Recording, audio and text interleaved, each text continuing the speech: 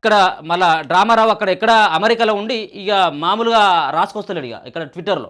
ఒకసారి చూద్దాం. వరద సహాయక చర్యల్లో రాష్ట్ర ప్రభుత్వం విఫలం, భారత కార్యనిర్వహణ అధ్యక్షుడు కేటీఆర్ ధ్వజం, బాధపడుతున్నట్టు ప్రకటనలు చేస్తే సరిపోదంటూ రాహుల్ గాంధీకి హితవు. వరదల బారి నుంచి రాష్ట్ర ప్రజలను కాపాడి వారికి భరోసా కల్పించడంలో కాంగ్రెస్ ప్రభుత్వం పూర్తిగా విఫలమైందని బారాస కార్యనిర్వహణ అధ్యక్షుడు కేటీఆర్ విమర్శించారు.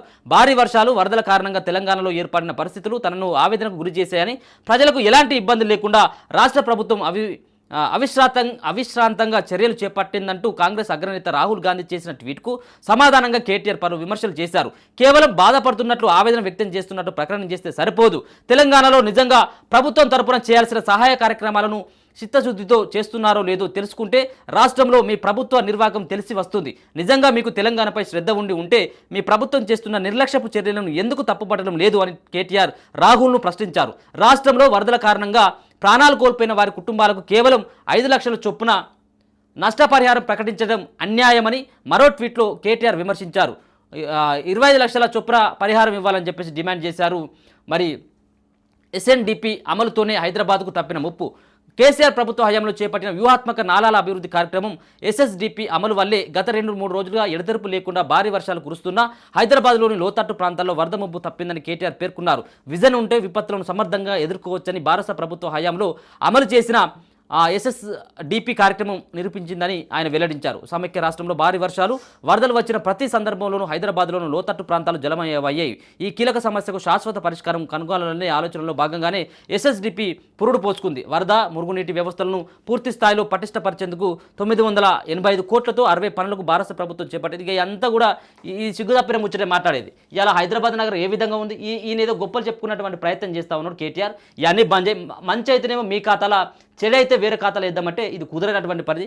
మొత్తం అంతా హైదరాబాద్ నగరాన్ని అల్లకొల్లం చేసి మొత్తం అంతా నాలాలపైన, చెరువులపైన మొత్తం అక్రమమైనటువంటి కట్టడాలు, నీతో పాటు నీ బినామీలు కట్టినటువంటి ఆ కట్టడాలతో హైదరాబాద్ అంతా మొత్తం అంతా ఆగమైపోతూ ఉన్నది. డ్రైనేజ్ సమస్య లేదా? డ్రైనేజ్ సమస్య లేవా? పిల్లలంతా కూడా మనం చూడడం జరిగింది. ఇటీవల కాలంలో కొంతమంది డ్రైనేజ్లో పడి చనిపోయినటువంటి, ఇలా 10 సంవత్సరాల కాలంలో ఎంతమంది డ్రైనేజ్లో పడి చనిపోవడం జరిగింది, ఎంతమంది ఇబ్బందులు పడడం జరిగింది. మొత్తం అంతా కూడా రాష్ట్రంలో చిన్న వాన వచ్చినా కానీ అల్లకొల్లమైనటువంటి పరిస్థితి. మొత్తం అంతా ఇప్పుడు చెరువులపైన అక్రమమైనటువంటి కట్టడాలను కూల్చివేసేటువంటి ప్రక్రియ ఒక పక్కన కొనసాగుతూ ఉంది. ఇలా వీళ్ళు ఇచ్చినటువంటి ప్రభుత్వంలో ఇచ్చినటువంటి ఎవరైతే కొంత కమిషన్లు తీసుకొని ఈ మున్సిపల్ శాఖ ఆధ్వర్యంలో, ఆ మున్సిపల్ శాఖ మంత్రిగానే కేటీఆర్ ఉండేది. ఈయన శాఖలోనే కొంతమంది అధికారులు, ఈయనతో పాటు కూడా కొంతమంది అక్రమాలకు పాల్పడి పర్మిషన్లు ఇచ్చినటువంటి పరిస్థితి. ఇలా ఖమ్మం జిల్లాలో పడ్డటువంటి వర్షమే గాను, మరో పక్కన మహబాద్లో పడ్డటువంటి వర్షమే హైదరాబాద్లో పడ్డట్టు అయిందంటే విపరీతమైనటువంటి ఇబ్బందులు తప్పపోవు. చాలా ప్రాంతాలు మునిగిపోవు, చాలా ప్రాణాలు కోల్పోయేటువంటి ఆస్కారం ఉండేది. ఇలా ఆయన మాట్లాడతాను. ట్విట్టర్లో కూడా ఏదో పోస్ట్ చేయడం జరిగింది నిన్న.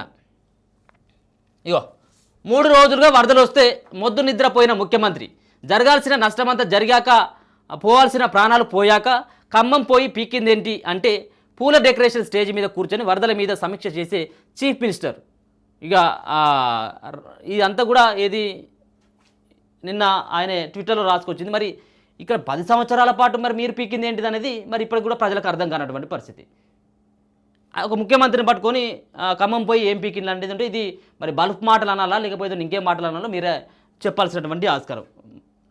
ఇక్కడ మరి అక్కడ అమెరికాలో ఏం పిక్తా ఉన్నాడు, ఇక్కడ ప్రతిపక్ష పార్టీలో ఉన్నటువంటి మీ అయ్య కదా ఇప్పుడు ప్రతిపక్ష హోదాలో ఉన్నాడు, ప్రతిపక్ష నాయకుడిగా ఉన్నాడు కదా, కనీసం ఒకసారైనా పలకరించాల్సినటువంటి ఆస్కారం ఉండే కదా.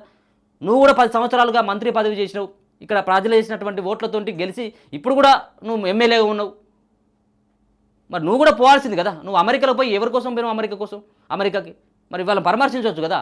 సరే ప్రభుత్వం ఫెయిల్ అయిందంటావు నువ్వు, మరి నువ్వన్నా కూడా ప్రతిపక్ష హోదాలో నువ్వు కనీసం పోయి పలకరించు. నువ్వన్నా పోయి, నువ్వు రావు, నీ అయ్య రాడు, అక్కడ ఉన్నటువంటి మీ చెల్లె రాదు కవితమ్మ, మరి ఎవరు వస్తారు? సంతోష్ రావు రాడు, హరీష్ రావు పోడు. ఏంది పరిస్థితి అంతా?